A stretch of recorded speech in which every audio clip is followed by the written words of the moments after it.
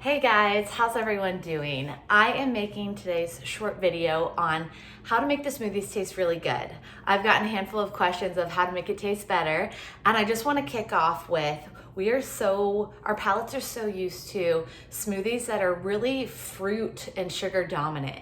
The program smoothie here is a specialized protein powder. It's made out of pea protein powder, a vegetarian-based protein, which actually science shows that helps with a higher level of satiety. So this protein powder compared to others can help you stay fuller longer. So that's a big bonus.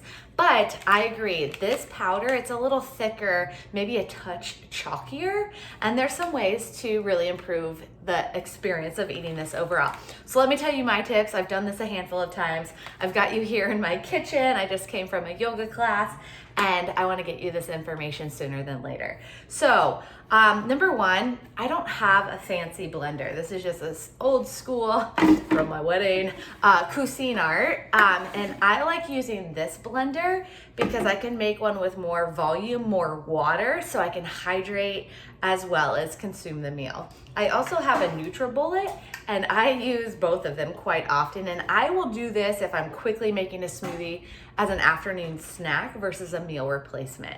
So for my standard smoothie, and my advice would be I add the powder in last.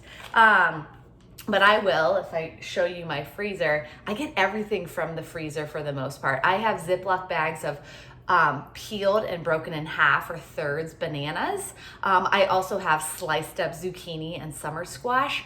I also use frozen kale, spinach, and frozen artichoke and cauliflower. I don't know if I've mentioned that yet, all in my smoothie. Not all at once, like hard no. A lot going on there. But when the product is frozen, we can't taste it necessarily. So it really just adds nutrition, fiber, and thickness to the overall meal. So I use a lot of frozen vegetables, and then I also use frozen fruit. I keep my fruit as a type 1 diabetic low in the smoothie, especially if it's my first meal of the day.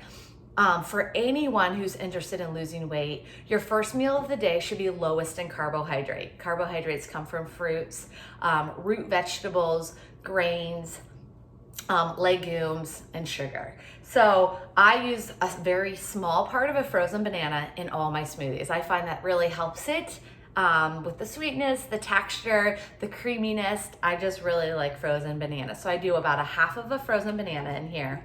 I will add one vegetable or two. So I might just grab a handful of kale and a handful of frozen zucchini is usually a typical go-to for myself.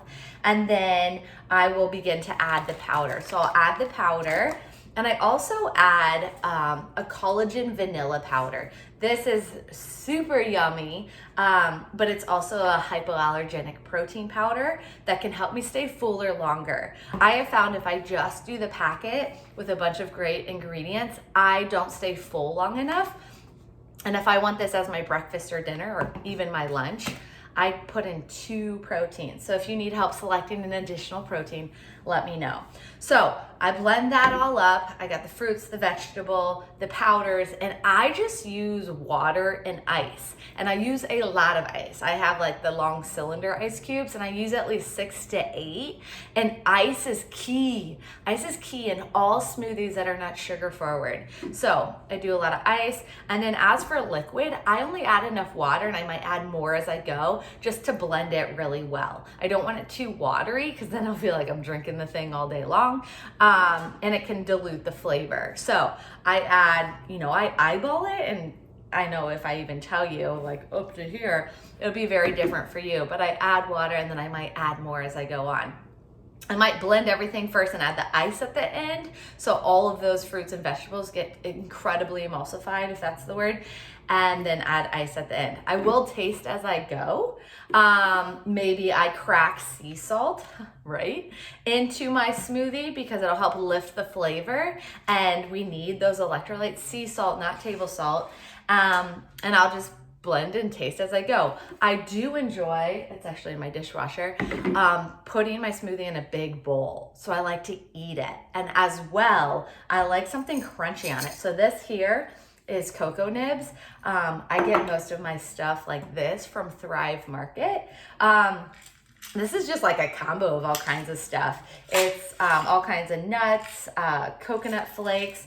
It was a mix from Aldi, and it was called like keto nut clusters or whatnot. So I put it in here and I just shook it up so it broke. And it has a little bit of monk fruit on it, so it's sweet. And I'll sprinkle that on top of my smoothie. Let's see, what else do I have here? I have pumpkin seeds. So the crunch on top of the smoothie, like, makes me happy. It also, research will show, it'll help my brain register the meal.